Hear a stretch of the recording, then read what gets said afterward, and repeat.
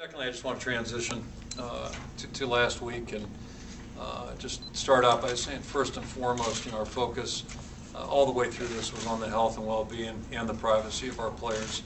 And I think, again, as I mentioned a minute ago, they're all progressing well. They're moving forward, and the thing that we're curious about moving forward is certainly to determine what happened, and why it may have happened.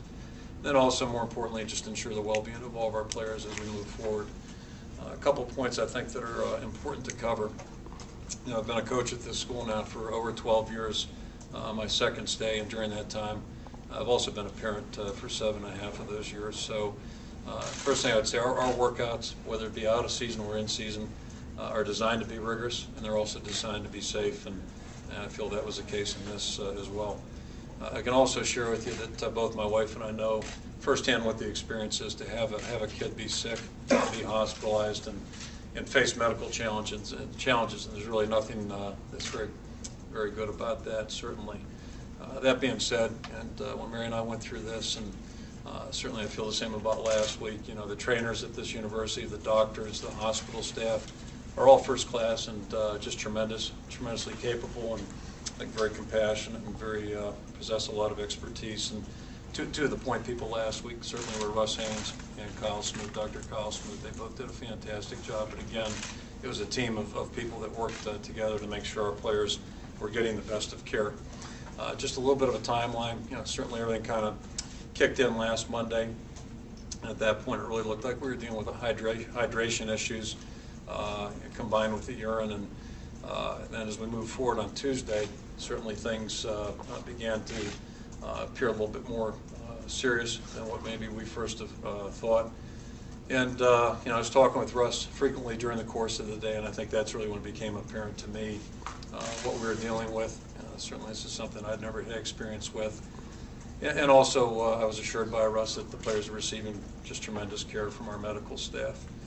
When I returned to campus on Tuesday, I really had a decision to make, and the decision I opted for was to come back to the office, and I spent considerable time trying to contact all the parents. We had 13 players at that time that had been admitted. I talked to 9 of the parents that evening and left 4 voicemails, and after that I went home. And on Wednesday I was out traveling, again staying in contact with Russ, and again being assured that the players were doing fine. Not that they were enjoying their stay, certainly, but they were receiving good care and doing well. And was updated, and then certainly that evening when I got back, I met with the entire group of parents that was on campus at that point, and met with all the players. And the only thing I would interject there, I could suggest is that perhaps my parents that day, presence that day, could have provided a calming influence, and I may have underestimated that, and I'll leave it at that. Again, I met with the parents on Wednesday, and on Thursday night met with the players and any parents that were there, and we had a couple new parents. Friday and Saturday were pretty much the same routine, and at that point, fortunately, we had players that were leaving, a large group on Friday and another group on Saturday, and then, as you know, the last 2 players left Sunday, so very happy about that.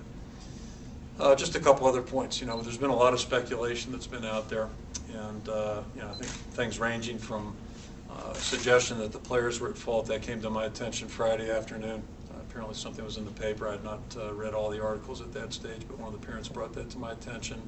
Heard or read that workouts may have been considered to be punitive or barbaric.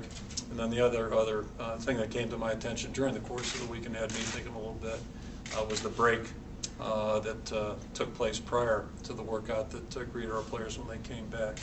And that is something I gave consideration to. A couple points on those points. First of all, most importantly, I'm not aware of anything that would suggest or indicate the players did anything wrong, put themselves in harm's way. I have no knowledge of anything there, and that's something as we move forward I think will become apparent. On the topic of the punitive issue, I did read somewhere where they took Chris Doyle's words, something to the effect that we'll find out who wants to be here. He was credited with saying that in the team meeting on Tuesday. I was not at that meeting, but I think that's a fairly accurate statement. And I'd also say this: I'd stand by those words, and I've used those words in the past, and I'll use them in the future.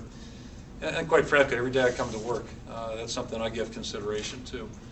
You know, what we do here is very competitive, and it requires an awful lot of hard work. And you know, I can just share this with you. I don't want to work with people that aren't committed. I don't want to coach players that aren't committed.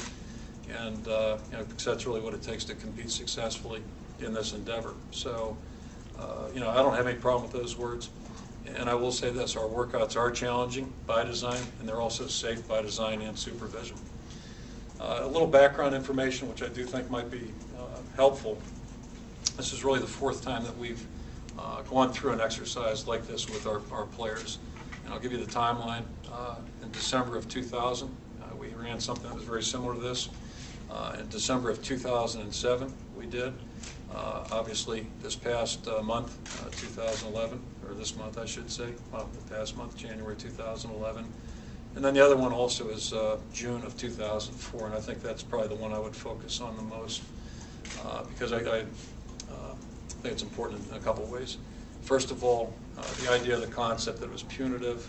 You know, in 2004, we were in the middle of a period of pretty good prosperity. We'd come off our second top 10 finish. We were 8th in the country for the second year in a row. Just came off of a pretty convincing win against Florida in the Outback Bowl, and we were on our way to winning our second Big Ten championship in 3 years. So, you know, I really think that would kind of shoot the punitive part of it out.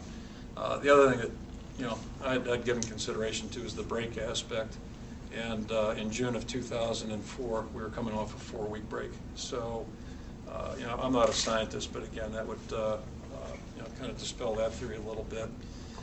And the other thing I would suggest about the 2004 workout that our players went through was a tougher regimen, actually, and I can tell you a little bit about it.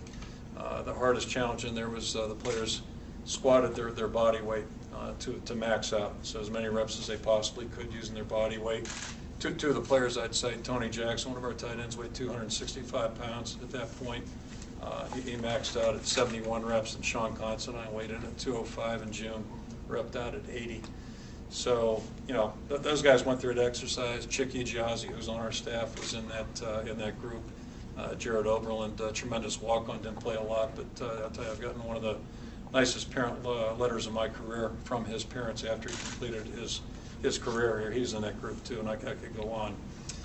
And I'd also invite anybody that wants, you know, I know you like to contact players and talk with players or parents, you know, feel free to talk to anybody who's in that group, because that's probably one of the toughest things we've done here in the last 12 years. Last thing I'll just say on that front too, you know, I've got tremendous confidence in our staff, our entire staff.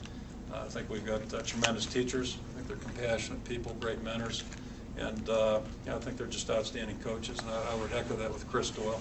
I'd really encourage everybody to look at his body of work. You know, he's highly respected in his profession. And I'll share this with you too. He's probably the most sought-after coach that I've ever been around on a lot of levels. And when we came here 12 years ago, I really felt like the backbone of our success would be our strength and conditioning program. And you know, you couldn't ask, I don't think, for a better person to head that up. So as we move forward, I think that'll be, you know, be very, very evident. Talking about moving forward, I think, you know, obviously these weeks ahead are very important for all of us, and I think we're looking forward to it. And to me, the key right now is for the medical experts, for the scientists, you know, people a lot smarter than me, certainly, to take a look at all the possible factors that could have affected our players. Because basically what we're trying to do is analyze what may have happened, and more importantly, ensure the future safety of our student athletes. And that's pretty much where we're at right now. You know, and that's about all I can say on that topic. So with that being said, I'll be happy to throw it out to questions about either topic.